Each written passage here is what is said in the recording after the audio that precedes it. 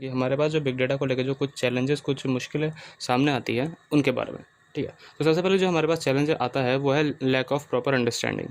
ठीक है, अब क्या है, जो कंपनीज़ का जो इनिशिएटिव होते हैं वो क्या है, कई बार जो है मतलब फेल हो जाते हैं इनसफिशिएंट अंडरस्टैंडिंग की वजह से। मतलब क्या होता है, कंपनी के जो एम्प्लॉयज़ होते हैं, ये हो सकता है कि उन्हें डेटा के बारे में पता ना हो, उसकी स्टोरेज, प्रोसेसिंग, इंपॉर्टेंस या सोर्स, इन सब के बारे में जब उनको अंडरस्टैंडिंग नहीं होती, उनको पता नहीं होता, तो क्या है, जो इनिशिएटिव होता है किसी भी कंपनी का वो फेल हो जाता है। ठीक है, अब एग्जाम्पल के देखें, अगर जो कोई एक एम्प्लॉय है वो ये अंडरस्टैंड ना कर पाए कि उसका जो डेटा स्टोरेज है वो कितना इंपॉर्टेंट है, उसके इंपॉर्टेंस को ना समझ पाए, तो क्या है, तो वो क्या है ऐसा कर सकता है कि जो सेंसिटिव डेटा होता है, जो बहुत ज़्यादा ज़रूरी डेटा होता है एकदम, जो है ना, तो उसका बैकअप नहीं लेता। ठीक है, अगर उसे इंपॉर्टेंस ही नहीं पता होगी डेटा की।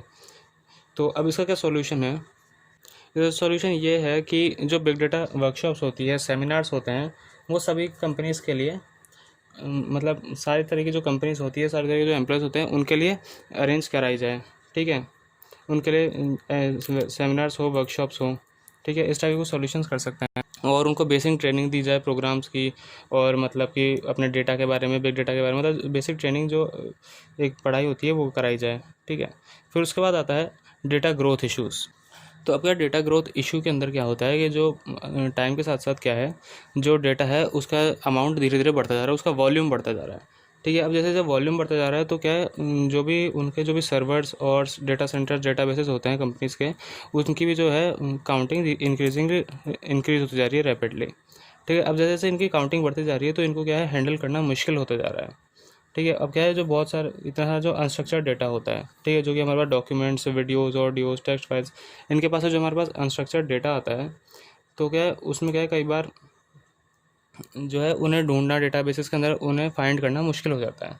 ठीक है, अब इसका सॉल्यूशन ये है कि जो इस टाइप के जो डेटा सेट्स है, लार्ज डेटा सेट्स को हैंडल करने के लिए क्या करती है कंपनी, जो है मॉडर्न टेक्निक्स का यूज़ करें। ठीक है, मॉडर्न टेक्निक्स का यूज़ कर रही है टेक्निक्स का। तो अब क्या है, जैसे कि कंप्रेशन होता है डेटा का, टायरिंग होती है, डुप्लीकेशन होती है, सॉरी डिडुप्लीकेशन होती है। ठीक है, तो अब क्या है, इसमें क्या होता है, कंप्रेशन का मीन्स होता है कि जो डेटा है आपका, जो उसके जो नंबर ऑफ़ बिट्स हैं, बिट्स का जो नंबर है उसे कम कर देता है। तो इससे क्या होता है कि जो डेटा का जो ओवरऑल साइज़ होता है वो कम हो जाता है। ठीक है, और डिडुप्लीकेशन में होता है कि जो डुप्लीकेट डेटा होता है, एक ही डेटा जो डुप्लीकेट बन जाता है उसको रिमूव करने का काम आता है। ठीक है, डेटा टेयरिंग्स क्या है, कंपनीज़ में काम आती है, जो डेटा है हमारा उसको डिफरेंट डेटा स्टोरेज में, मतलब स्टोरेज टायर्स के अंदर स्टोर करने के। ठीक है, मतलब हमारा जैसे बहुत सारा डेटा है तो उसको अलग अलग स्टोरेज टायर्स बनाए जाते हैं। ठीक है, उनके अंदर डेटा स्टोर करने के लिए। ठीक है, तो अब इससे क्या है, जो अनस्ट्रक्चर्ड डेटा को अगर आप तरीके से अगर स्टोर कर जाएगा तो उसे ढूंढना आसान हो जाता है। ठीक है, अब क्या कंपनी जो है बहुत सारे अलग अलग बिग डेटा टूल्स का भी यूज़ कर रही है, उसे ऑप्टिंग कर रही है, मतलब उन्हें अपना रही है, जैसे कि हडूप है, NoSQL है, और अलग अदर टेक्नोलॉजीज़। ठीक है, जिनका हमने लास्ट लेक्चर में बात की थी। फिर आगे देखेंगे तो अगली जो हमारे पास चैलेंज आता है वो है confusion while big data tool selection. अब क्या है, ये एक बहुत बड़ा चैलेंज है, क्योंकि क्या है, लोगों को समझ नहीं आता कि उन्हें किस टाइप का जो है बिग डेटा टूल, अपने कंपनी के हिसाब से कौन सा डेटा टूल यूज़ करना चाहिए। तो अब क्या है, जब उनको जो कन्फ्यूज़न होता है अपना जो डेटा टूल यूज़ करने में, तो उनके मन में क्या कुछ क्वेश्चन आ जाता है कि एच बेस का यूज़ करें या सेंडर का यूज़ करें, कैसेंड्रा बेस्ट टेक्नोलॉजीज़ होगी डेटा स्टोरेज के लिए, या फिर उन्हें हडूप या मैप रिड्यूस का यूज़ करना चाहिए, या फिर स्पार्क बेटर रहेगा। ठीक है, तो इस टाइप का कुछ क्वेश्चन आता है और उन्हें कन्फ्यूजन रहती है कि उन्हें किस टाइप का डेटा टूल सिलेक्शन करना चाहिए अपनी कंपनी, अपने बिजनेस के हिसाब से। तो इसका सॉल्यूशन ये है कि इसका सॉल्यूशन में हम क्या कर सकते हैं, जो बेस्ट सॉल्यूशन है उसमें क्या है, हम प्रोफेशनल हेल्प ले सकते हैं। ठीक है, जो मतलब जिनके पास एक्सपीरियंस हो इन सब चीज़ों का, बिग डेटा के साथ काम करने का, और जो थोड़ी बड़ी कंपनीज होती है जिनके साथ टाई अप होता है, ठीक है, तो उनसे क्या हेल्प ले सकते हैं, उनसे सलाह ले सकते हैं कि किस टाइप का डेटा टूल उन्हें यूज़ करना चाहिए। ठीक है, मतलब क्या है, ओपिनियन लेना। उसके बाद नेक्स्ट आता है लैक ऑफ डेटा प्रोफेशनल्स।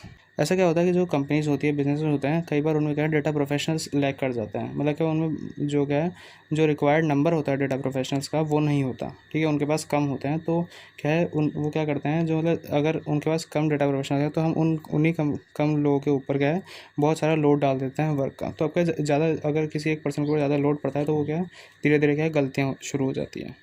तो इसका सॉल्यूशन ये है कि कंपनीज़ को ज़्यादा पैसे मतलब इन्वेस्ट करने चाहिए रिक्रूटमेंट के अंदर। ठीक है, उनको क्या है, स्किल्ड प्रोफेशनल्स की ज़रूरत होती है, ताकि उन्हें रिक्रूटमेंट देनी चाहिए।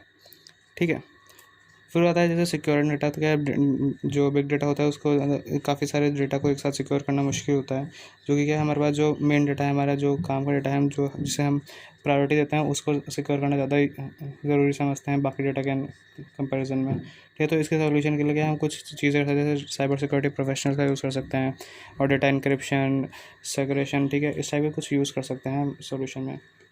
रहता है integrating data from variety of source. अब क्या है जो किसी भी जो ऑर्गेनाइजेशन है या बिजनेस है, कोई भी कंपनी है, उसके अंदर जो डेटा है वो बहुत अलग अलग वैरायटी ऑफ सोर्सेज के से आता है, जैसे कि सोशल मीडिया हो गया, ERP application, customer logs, financial reports, emails, बहुत सारे अलग अलग उनके पास से आता है। तो अब इस डेटा से क्या होता है कि जब इतने सारे जो सोर्सेज से डेटा आ रहा है अलग अलग सोर्सेज से, तो उनको कलेक्ट करके उनको ऊपर जो है जो रिपोर्ट तैयार करना बहुत चैलेंजिंग टास्क हो जाता है। ये एक ऐसा एरिया होता है जो कि फर्म्स के द्वारा नेगलेक्ट कर दिया जाता है बहुत बार। ठीक है, बट क्या जो डेटा इंटीग्रेशन होता है क्रूशियल होता है डेटा एनालिसिस के लिए और रिपोर्टिंग के लिए और हमारे बिजनेस इंटेलिजेंस को बेटर करने के लिए। तो क्या है ये एकदम परफेक्ट होना चाहिए। तो अब इसका सॉल्यूशन क्या है कि जो कंपनीज हैं उनको जो है मतलब डेटा टूल्स होता है, राइट टूल्स होता है डेटा इंटीग्रेशन के लिए, डेटा इंटीग्रेशन की जो प्रॉब्लम है उसको ठीक करने के जो सही टूल्स होते हैं उनको परचेज़ करना चाहिए। अब जैसे कि वो क्या है Talend data integration tool, Centerprise data integrator, ERC, मतलब इस टाइप के कुछ ये डेटा वो टूल्स हैं जिसका जो क्या है कंपनीज को बाय करनी चाहिए। ठीक है, तो इस लेक्चर में बस इतना ही। Hope you got all the points in the lecture, and still if you have any queries you can put it in the Q&A section. Thank you.